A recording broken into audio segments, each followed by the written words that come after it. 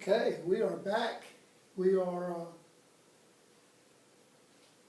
videotaping again, changing it back up. This time I am missing teaching, being in front of folks and talking about history.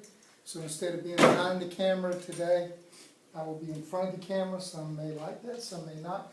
You can probably tell I've gained some weight because I've done nothing but sit around and eat. I don't know about you, but boy, these times are different.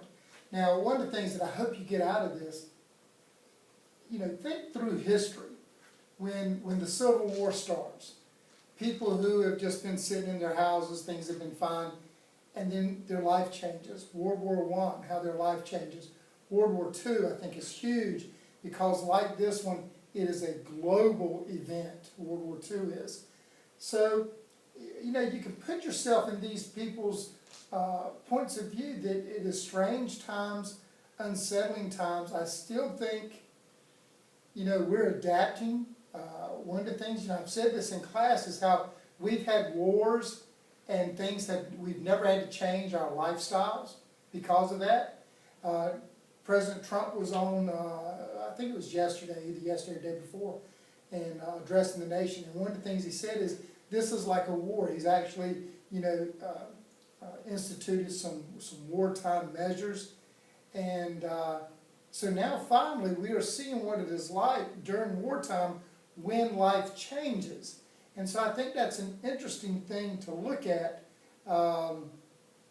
for us. And 30, 40 years down the road, when you guys are my age and something takes place and people say, well, we'll never do this, we'll never do that, you can tell them about 2020 and how that changed not only the world, but you. You're looking at a year where, seniors didn't get to play athletics.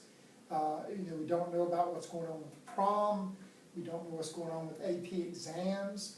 At the end of the school year, what's going to take place with that. So you can tell them never say never, because this is what took place in 2020. So we're going to jump back about 100 years ago. I hope you looked at the last video where we talked about the Spanish influenza. And of course that was anywhere from 30 to 50 million people died due to the flu. We're looking at things like that. Hopefully, I do think we are further along medically that we won't have those types of numbers. We do, they did not institute any type of preventative things like we have today. So we'll see how that goes. But it's a pretty good analogy that we can look at. So what we're doing in the next two videos, I'm going to break it up into two, is we're looking at the Roaring 20s, and then after the Roaring 20s, we'll look at the Great Depression with Roosevelt's New Deal. Both of them are very exciting times. Each one of them is about 10 years, a decade, and so we'll look at that and see. Now, this is our objective: analyze the significance of social, intellectual, and technological changes of lifestyle in the United States. We're going to have a lot of terminology today in this 1920s, the Roaring 20s. The Roaring 20s was also known as the Jazz Age, a term coined by F. Scott Fitzgerald. You may know him from The Great Gatsby. He was the guy that wrote that. And in that, it talked about how the rich people during the Great Depression and things, or during bad times and all that, because we hadn't got to the Great Depression in the 20s yet, but they just thought things were going to be great forever, and that's one of the things to look at. He looked at the spending of the rich people and stuff, and of course, the Great Gatsby was one of those people. He was upper class and servants and all those things. So that's where we get the term from, that the Jazz Age and stuff. These are, if we were to be in class, these are things we would look at and say, do we know what some of these things are already? And some you may know: Babe Ruth, Charles Lindbergh, of course, automobiles. But would you know who Billy Sunday was? Would you know the Harlem Renaissance? And so those are things hopefully we will learn today. And so you might write down a list of ones that you do know, And then things that you like, I've heard it, but I don't really know what it is. That happens to me all the time with terms. And then ones that you're like, I've never heard of that guy, you know, Billy Sunday, what's another, like maybe Sinclair Lewis, something like that, Teapot Dome. Those are things you may have no idea what those are, but hopefully by the end of this, in your reading, you will know that. So, World War I comes to an end. We have the Treaty of Versailles, and we are ready to go back as Americans to our daily lives. We want to return to that isolationism, to a laissez-faire economics, but we realize that that's going to be hard to go back to, because now we are global. You know, when you take the imperialism of the 1910s with our involvement in World War I, that is going to be tough. And then, of course, what's going to happen is Europe is going to go through a Great Depression.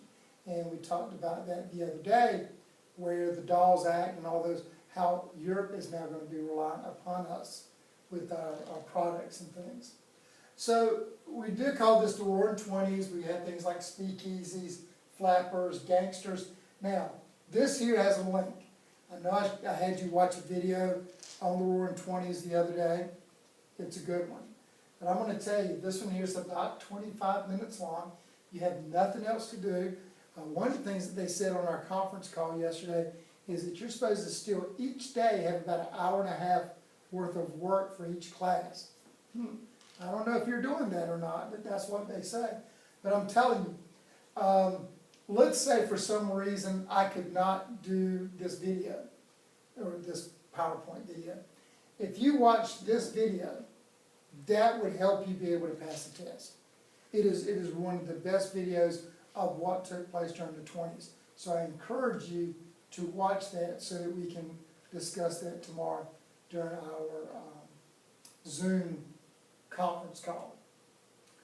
We have three presidents, mainly during the 1920s: Warren Harding, Calvin Coolidge, and Herbert Hoover. All three are Republicans.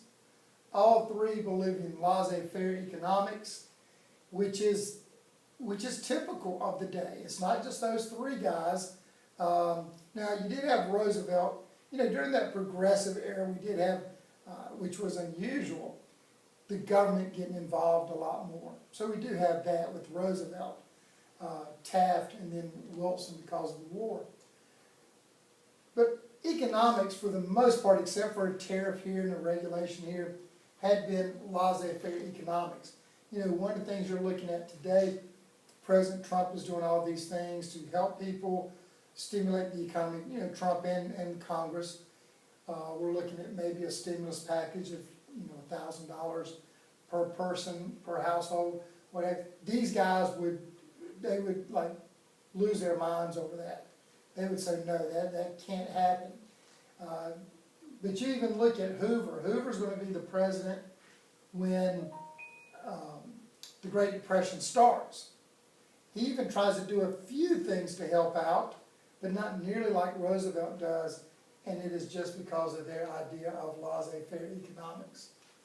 So, one of the things we're going to talk about is advertising. This is going to be a huge thing during this time. It is, what we're trying to do now is the soldiers are coming back. And I don't know if you realize this or not, but when you're over fighting in Europe, they do not send you all your money. What they do is they put it in an account.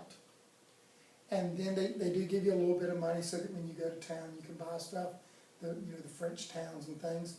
So then when you come back, now you have access to this money that's being put in an account. So now we have spending. People are building houses, they're buying things, they're becoming consumers, so that's what we need to look at. And it's the difference in a want and a need. So there are things you need, absolutely, but now we start having a lot more things that are wanted. And once again, it's a little bit like when we talked about the Model T. It is keeping up with the Joneses. But we're looking at things for the house, autos, ready-made clothes, just things of convenience. So we start seeing a lot more advertising. If you were here, I have newspapers from that time period that we would put up, and we would look at the different types of commercials it had. But you would see this ad by the radio, of course, because they didn't have television. And that was a cool time in America, is the radio shows of the time. You would sit down as a family after dinner and you would listen to what we called variety shows. And it might be, you know, just like today we have our late show talk hosts. That's where they get it from. So the guy would come out, have his monologue, and then he would interview people, and then he might have, you know, someone come up and sing. You know, it was an entertaining thing for people, and they would just sit back and listen to it. Well, of course, this show would be sponsored by somebody, and so they're trying to sell their wares to you. And so you buy the radio because you've seen an advertisement for that, and then on the radio you're going to hear about more advertising for other products, more stuff. And of course that's what a radio used to look like back there. That's a Philco. And of course they had tubes and all that in it. But that is the mass media communication of the time. Keep in mind, newspapers are still a few days old by the time they get to you. The print is set, run, all that stuff. Radios are here and now. Speeches are made through the radios. Automobile, we're going to have the mass production of them, the assembly line. We have a transportation revolution, which is going to cause people to move from one place to another. And what's going to really happen with this is you have the change of the rural lifestyle. We go from the vast majority of America being rural to more urban. And I think when we did our writing clinic the other day, it said by the time Roosevelt, only 40% of people lived in rural or something like that. But it's, you know, it's close to half. With cars coming on, it's going to be less and less. People are going to start moving different places. But what I like is how people travel just to visit because of automobiles. And then when the roads get developed, it's even a more amazing thing. All right? So the person who develops this term called the lost generation. So we're talking about popular culture during the Jazz Age. So we have a lot of music, a lot of writing, a lot of entertainment things, but not everybody likes that. And one of those are this group of writers. And Gertrude Stein talks about them. She calls them the disenchanted writers who felt that, you know, maybe the wealthy people, things were going too well for the country, too well for individuals. They did not like consumerism. They did not like advertising and buying stuff and materialism and all that. So she called these folks the lost generation. And what that meant is this group of writers who felt that, you know, they just didn't fit in anymore with the consumerism. Fitzgerald was one of those guys. Hemingway was one of those guys. And they just felt that things had gotten, progressive is not the right word, but consumerist is the right word, or too materialistic, absolutely. So I would remember that phrase, the lost generation, with Gertrude Stein. Hemingway wrote the book For Whom the Bell Tolls, and he's a lost generation writer, him and F. Scott Fitzgerald. And so they are not looking at this roaring 20s as a good thing. They kind of look at it as America loses its soul, what it was intended to be. They want to go back to the way things were maybe in the 1900s. Of course, not everybody was happy in the 1900s, but they were. That's how they looked at things. Sinclair Lewis, and he is the first American to win the Nobel Prize for Literature. Okay? And what he does is he writes about the capitalist views of materialism, not in a good way. His books are going to be about how eventually that harms the country. It harms certain people. So that's kind of an interesting thing. We do have the development of jazz, music developed by black Americans. Now, it's going to originate down in New Orleans. It is going to be a metamorphosis, so to speak, of different types of music. It is going to be more upbeat. I like it because it's big band music. You know, you might have 4 trombones, 3 saxophones, a couple of trumpets, piano, all that stuff. And so it's a great sounding thing. It is good to dance to. That's why not everybody was into it. It's not the slow jazz that we think of sometimes when you think of jazz. It is the more upbeat, especially with Ella Fitzgerald and Duke Ellington. That they're going to be the more upbeat parts of that. Eventually, it is going to spread to Harlem, New York. Now, when it's in New Orleans, it's just more of a regional thing. But when he gets up to Harlem, it spreads and becomes something that everybody wants to do. Young people want to do it, or listen to it, but you don't do it yet. You know, listen to it and stuff like that. And Duke Ellington is one of the main ones of that. Louis Armstrong, you probably heard of him, jazz musician. And of course, we're going to talk about the Harlem Renaissance. Now keep in mind, Renaissance means rebirth. So the Harlem Renaissance is when we start having the culture of blacks come to the forefront. Music, dance, writing, all those things are going to be at the forefront. Entertainment, plays, all those things are going to be huge. So it is the rebirth of black culture that's going to come in. And of course, you may have heard of Louis Armstrong. And I'll talk in a second. We'll go back to Duke Ellington in just a moment. But radio stations, this was just a great age for radio during this time. They would broadcast news.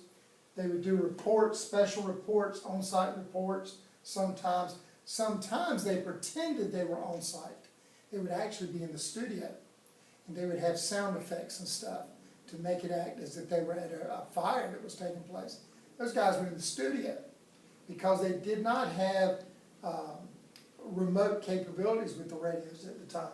Dramas, jazz, and popular music at the time, a lot of Christian stuff. On Sundays, you know, you might play jazz on Saturday night, but on Sunday, radio is just going to be gospel music. Of course, you had the Ryman Auditorium in Nashville, Tennessee, which played country music from the Grand Ole Opry.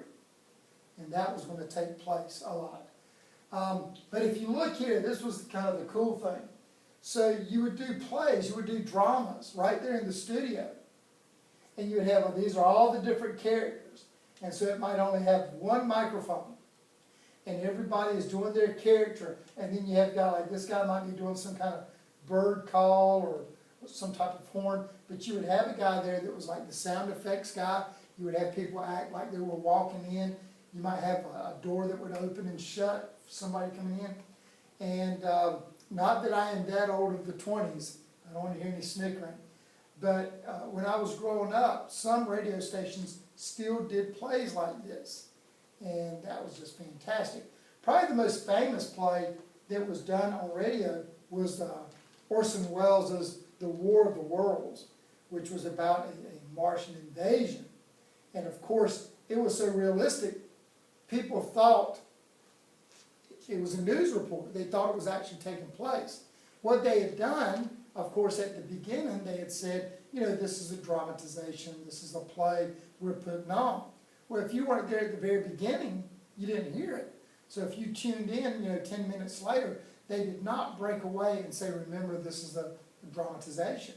And so people actually thought that America, the world, was being invaded by Martians and stuff.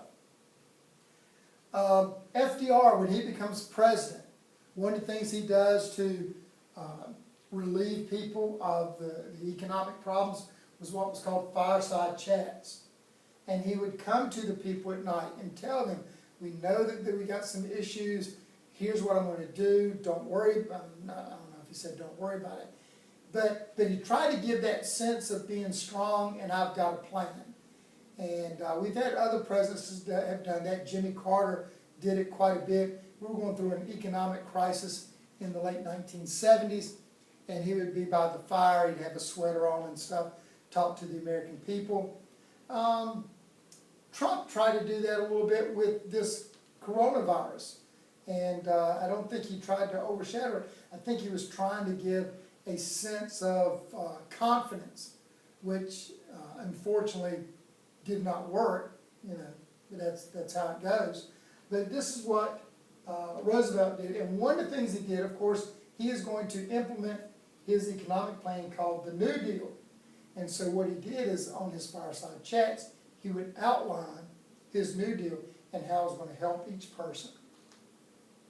So these are just some things that are taking place. People do have more time for leisure time. We have silent and then eventually talkie films.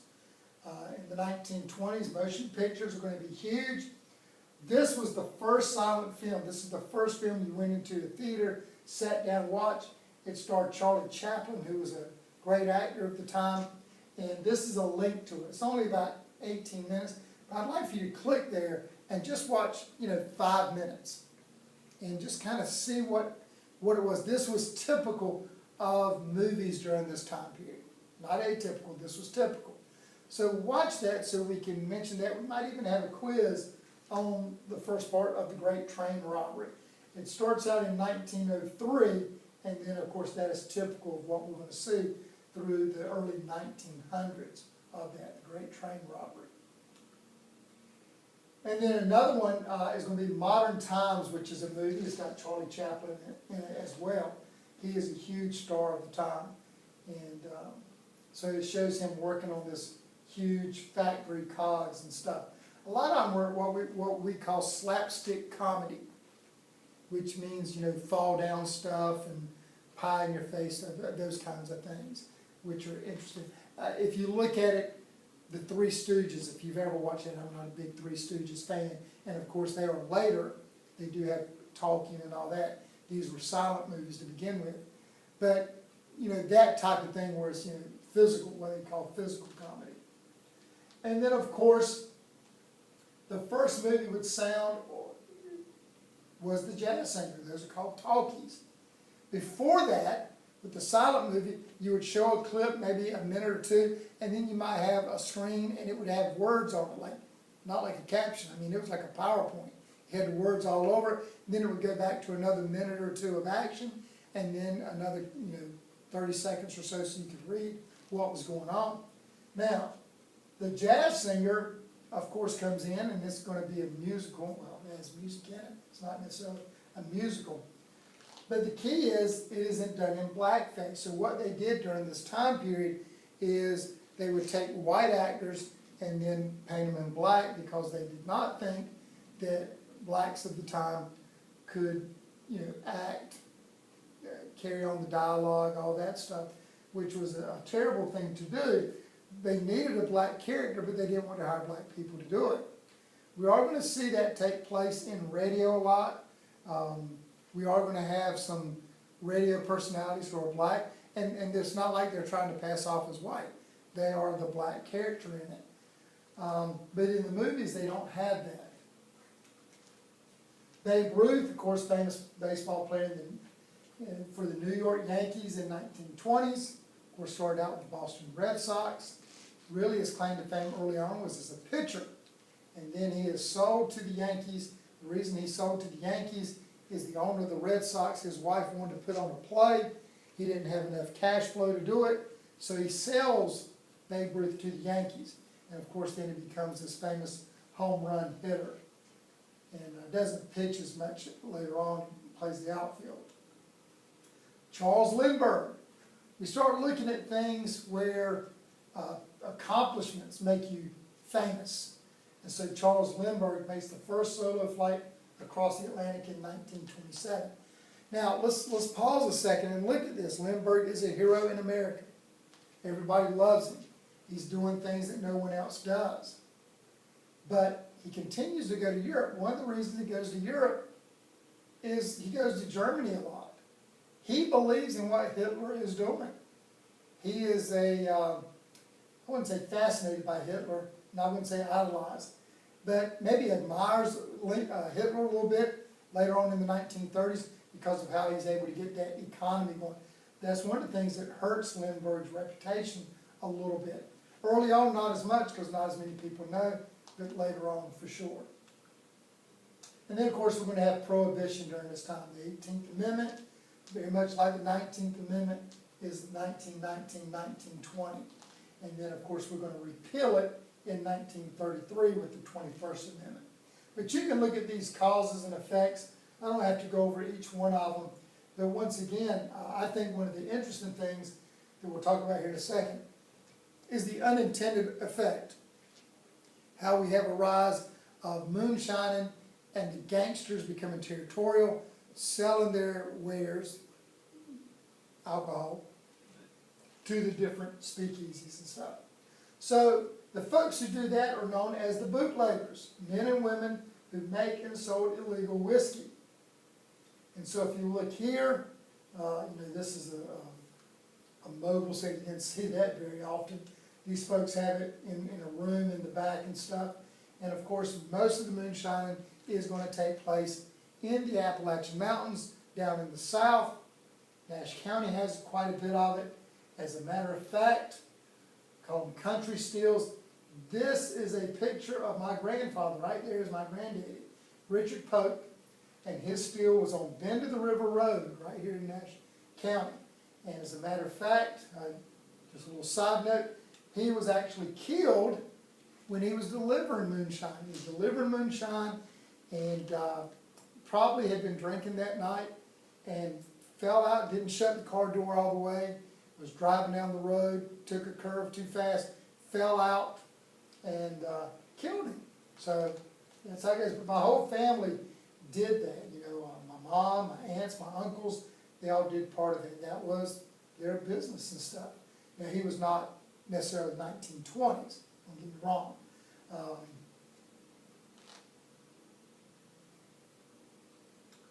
Okay, so of course the speakeasies. Speakeasies are going to mainly be in the cities. The bars are shut down because there's no alcohol now. But the speakeasies are where you go to. This might be the back door to another business, and you would knock on it, and they might have a peephole or something that they look at. There might be a code word, and then that lets you get in and stuff. So I think you guys know what speakeasies are. It's really amazing, though, how big they were inside. And it's amazing how everybody knew about it, even though you had to knock on it. To be honest, that really just kept common people from coming in. Because when you would go in, you would see the police chief, the mayor, lawyers, judges in these speakeasies. But of course, if you violated it and you were raided by the Treasury Department, you were in violation of the Volstead Act. Keep in mind, very, very rarely did the local police get involved with this. It was the federal level, the Treasury Department, because you're doing all this here and you're not paying any taxes on it. And that's what they would get you for. So of course we're going to have organized crime that's going to really skyrocket during this time, especially in Chicago, especially by Al Capone. And if you look here, through bootlegging, he's going to net about $60 million a year. That is an amazing thing. And so what he does, he starts killing off his competition. And of course, that's going to lead to murders, bombings. You have what we call collateral damage, which means general people get involved. They get killed because of it. And one of those was the St. Valentine's Day Massacre of 1929. And that was a rival gang of Al Capone. And so on Valentine's Day, he just had a couple of guys go to this garage. They were waiting on the garage to be done. Had a couple of mechanics. They had nothing to do with gangsters or anything. And they lined them up. They came in dressed as police officers, and they just shot the guys. And then they left. And witnesses thought it was just the police that had gone in for a raid. Turned out to be Al Capone's guys. He's never convicted of this at all. What he eventually gets convicted of is tax evasion. So we start to see a change in the women's roles in the 1920s. Of course, we analogize this or compare it with what women did during World War I. When the men go off to fight, women and African Americans who've moved up through the Great Migration now come in and take over jobs so that they see that women can do it. The other thing is technology in itself, such as the telephone and other things, secretaries, office personnel, things that are really good with organization, women are great at. Men not so good at organization. Women are fantastic at it. And so it shows that women can get the job done. And they do that.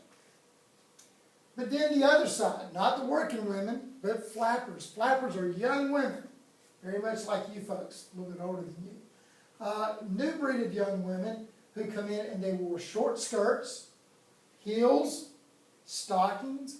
They bob their hair, which is a short haircut. They listen to music. They smoke. They drink. They date multiple men. So you might date one guy on Monday, another guy on Wednesday, and then another guy on Friday. Could be like some of you young ladies. I won't use any names at all, but you may do that as well. But they have a disdain for what was the accepted behavior. They want to break away. They want to do things new, and so they break away from that.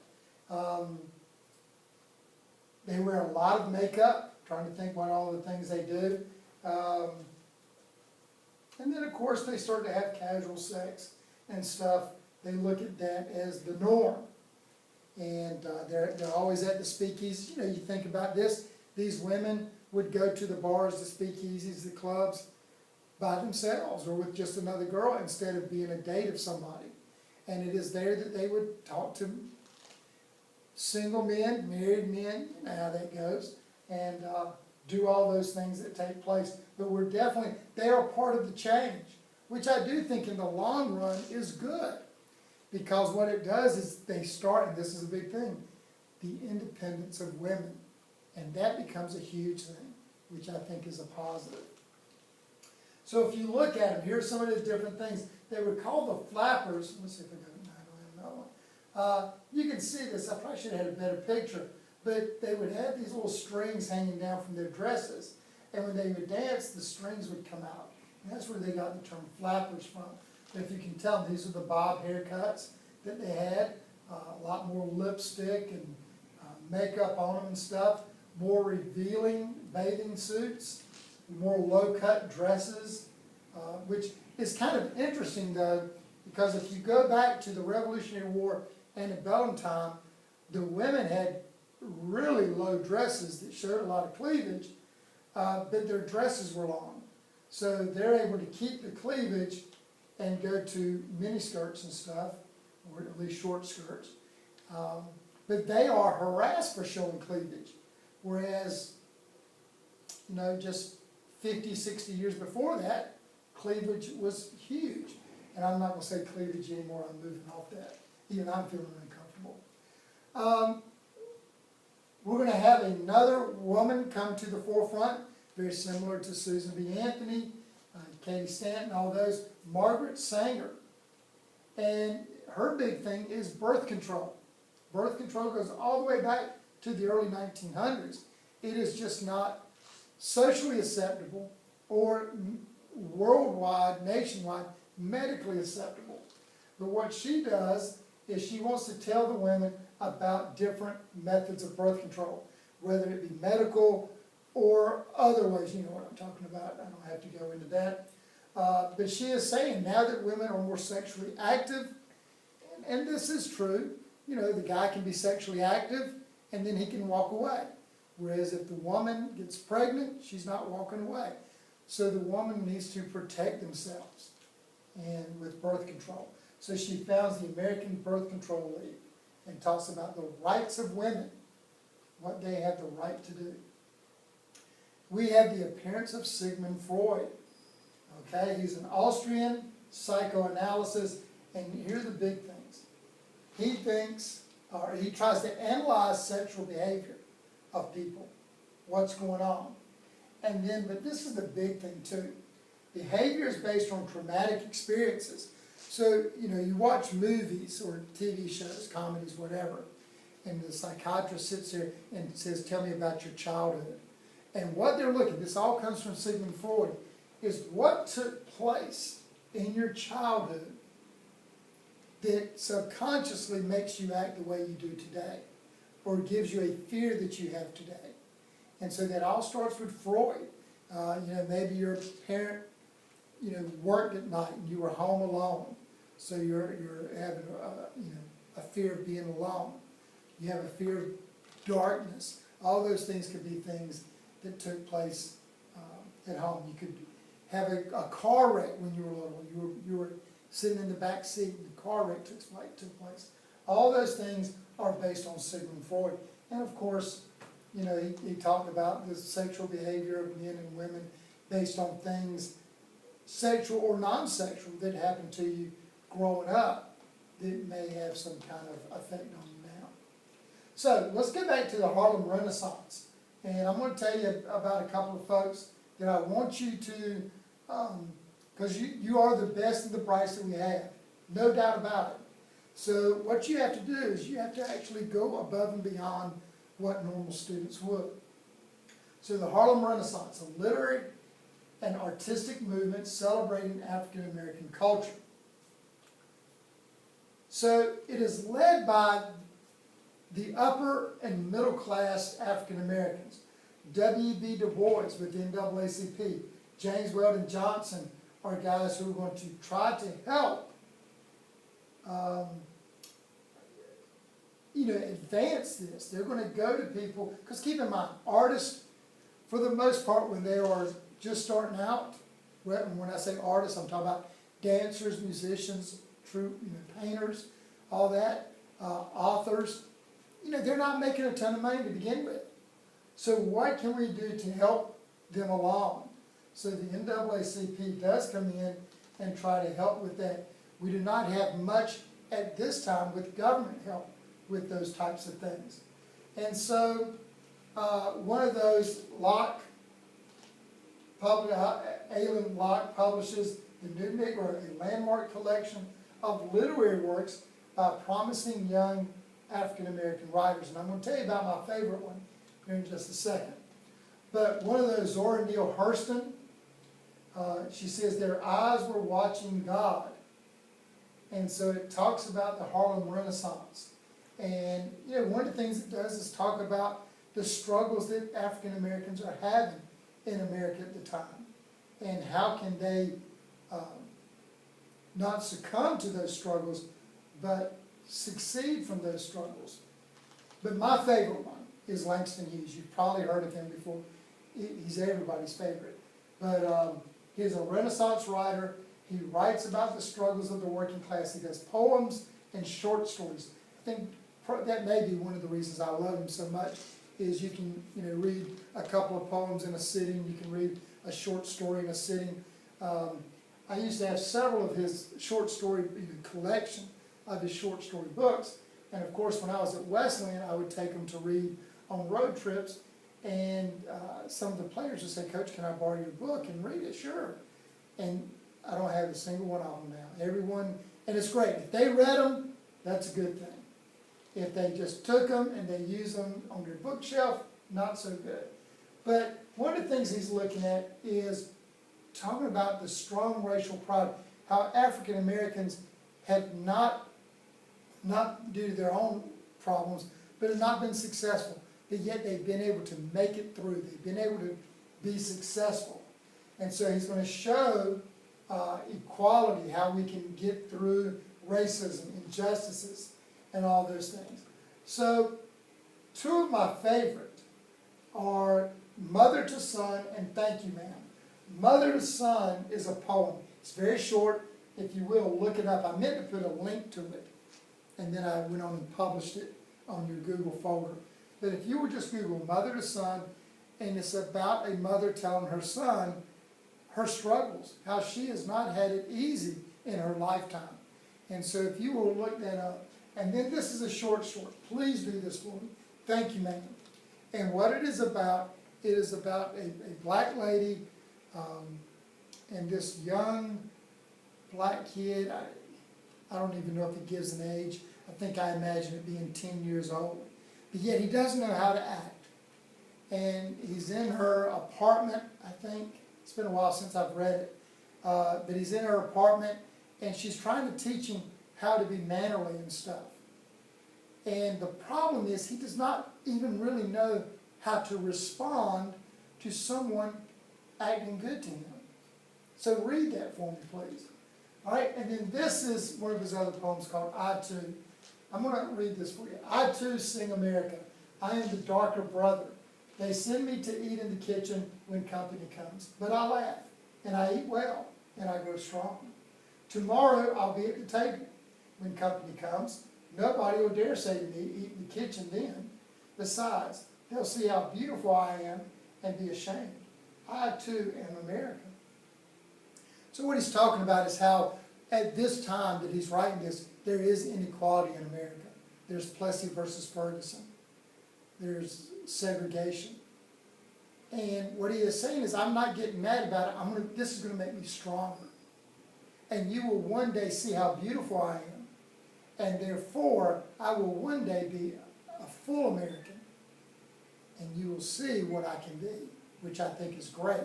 To me, this is a little bit like Booker T. Washington, who is saying, okay, you can segregate me, but I'm going to work hard, and I'm going to prove my worth. So I think that's a great thing. W.B. Du Bois, of course, with the Niagara movement, the NAACP, is going to help that, especially with his book, The Souls of Black Folks. And then this is takes place in Harlem, the Cotton Club. I'm sure you've probably heard of that. But musicians like Duke Ellington would play in the Cotton Club. And of course it becomes famous. White people even came in. It is a black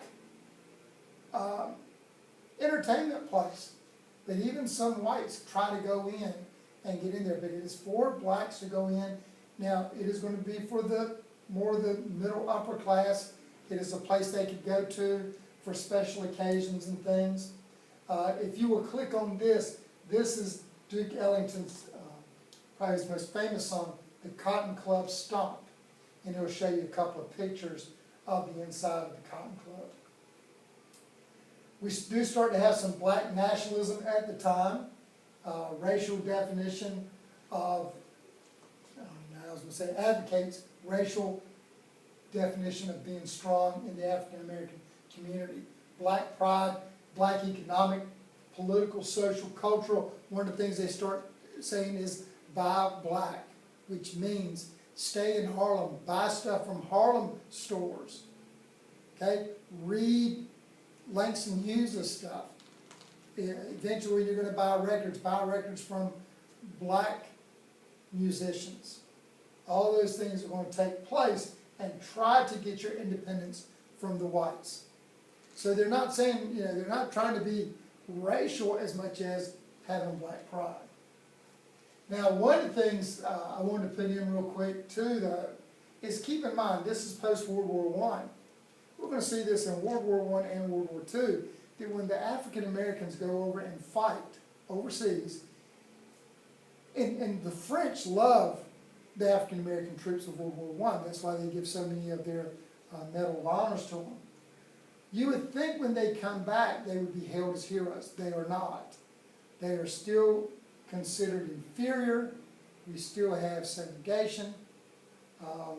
So this here is just two that shows you. This here shows a guy talking to veterans of World War I about the GI Bill. GI Bill are things that veterans could get, but somehow or another yet were denied to African Americans who came back home. You could get a cheap mortgage for your house, but yet the African Americans struggled to be able to qualify for that. And then of course what many of them are going to do, even when they come back, they're going to leave and go north. You think about it, if you've been over in France for a few months, and you are treated well, you're able to eat in restaurants with whites. And now you come back to the South where you were born and raised, and now you have to go back to being called a boy, amongst other things, and you have to live by Jim Crow laws. You don't want that. And so a lot of the veterans then move up north because they don't want the South. We had Marcus Garvey, again, I'm not even going to, we've talked about that his Back to Africa movement. He's eventually jailed due to that. And then, of course, his Universal Negro Improvement Association. Okay? We start to have a religion. We have fundamentalism in America that's taken place. And once again, the Bible is considered to be literally true. We all know, even the most staunchest of biblical scholars have said that there is symbolism in the Bible. Okay? But at this time, we're trying to say that the whole Bible is literal. And of course, we have a lot of evangelists who go around and preach that. Even female preachers, such as McPherson here. You know, one of the things that's interesting is she is preaching fundamentalism, but yet if you were to go back 100, 200 years, a true fundamentalist would not want women to be their preacher.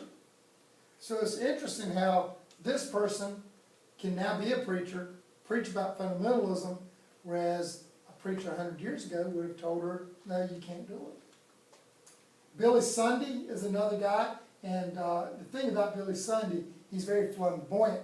He has his radio show, does some things on the radio show and stuff, and but he denounces, you know, all the sins: smoking, alcohol, the flappers, science, because of course we're going to start talking about evolution during this time period.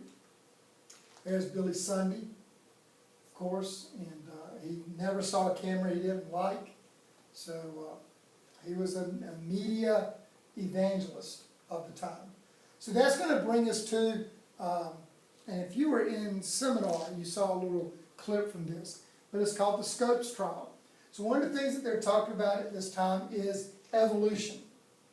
All right, does man come from Adam and Eve in the Bible, or evolution? Now, let me just tell you, even evolutionists don't think that man comes from monkeys. They think they come from someone related to monkeys and stuff.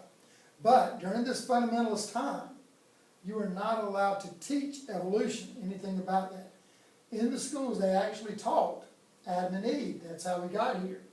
And so what takes place is in Dayton, Tennessee, not Dayton, Ohio, but Dayton, Tennessee, there is this high school biology teacher, and his name is John Scopes. It's 1925, and he teaches evolution by Clarence Darrow. Not Clarence Darrow, Charles Darwin. So Clarence Darrow, Charles Darwin. Okay, he teaches from this book about the evolution of man, how it does come from other microorganisms, and of course he gets in trouble for it. Now, there's debate on whether that was a setup, very much like Plessy in Plessy versus Ferguson, very much like Rosa Parks in the bus boycott later on.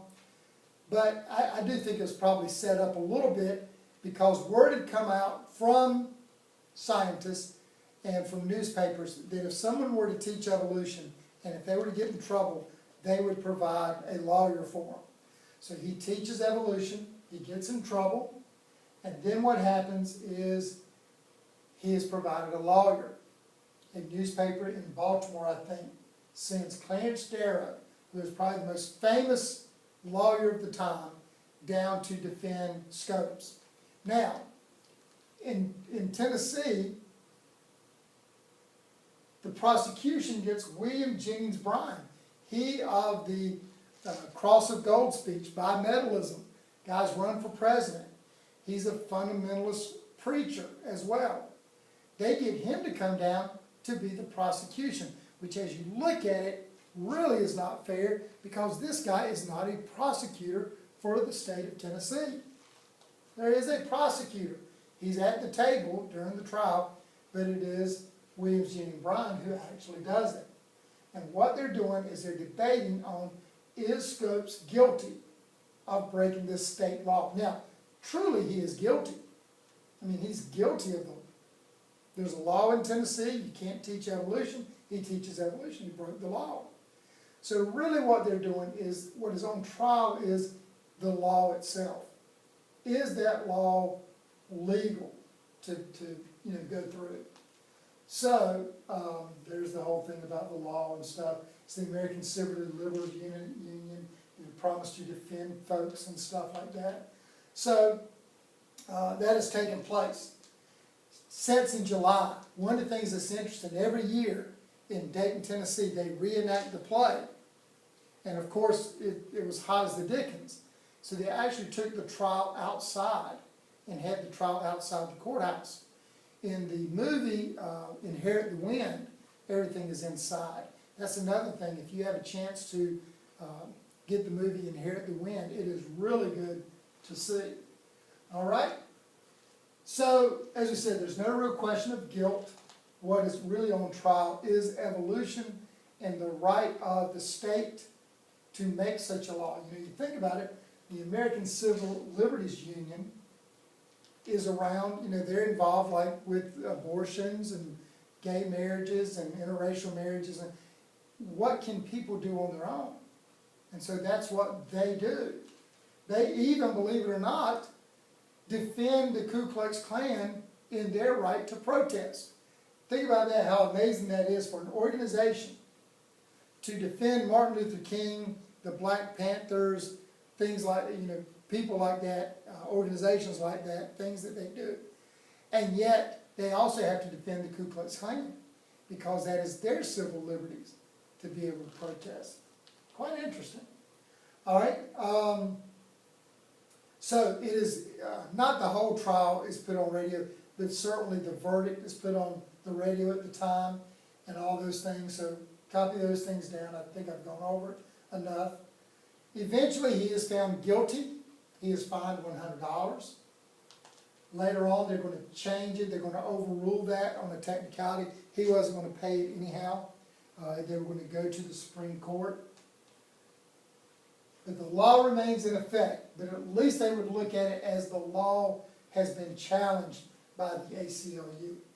And so this is Darrow, and this is William Jennings Bryan. There's John Scopes right there. And of course, the interesting thing is just a few months later, William Jennings Bryan dies. He dies of a stomach ailment.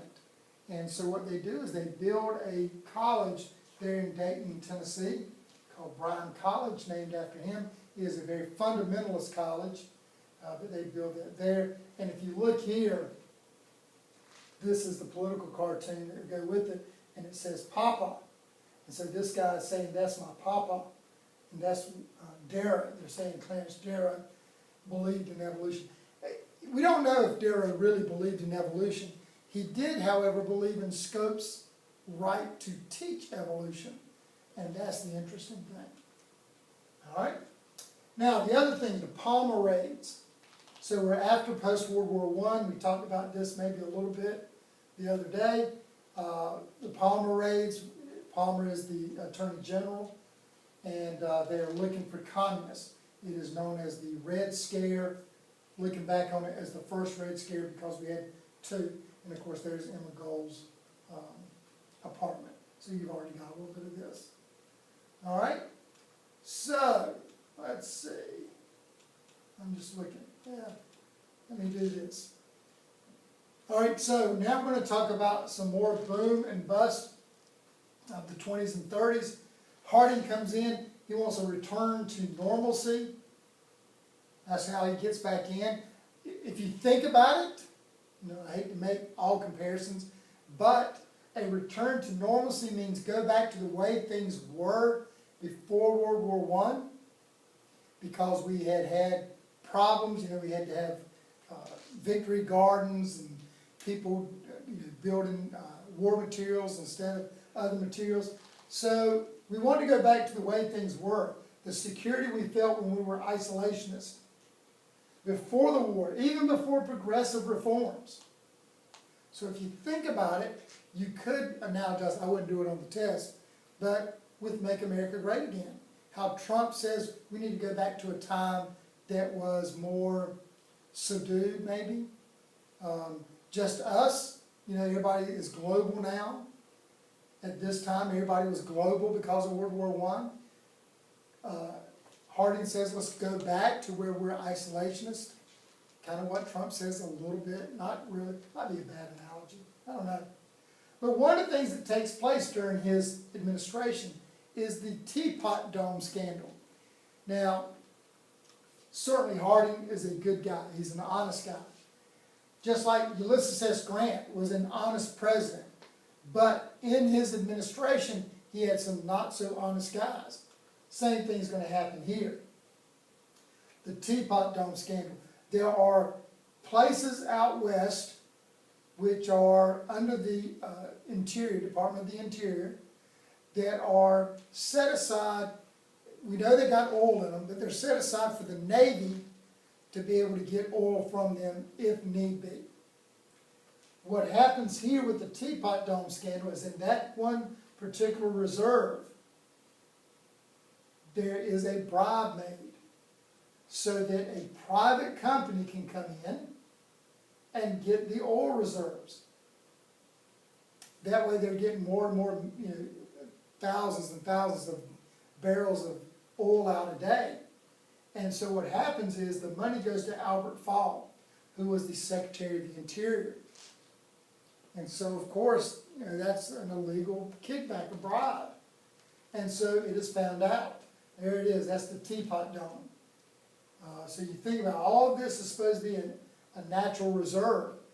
No industry is supposed to be there except in case the Navy needs it.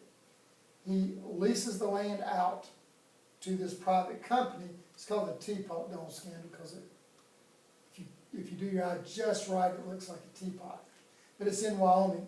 There are some others as well, but this is the one that the illegal stuff took place. All right, and there's Harding, who knew nothing about it. He didn't know anything about it. But it does involve his White House, just like if something were to happen with one of President Trump's people, or when President Obama was in office, and who was the Attorney General?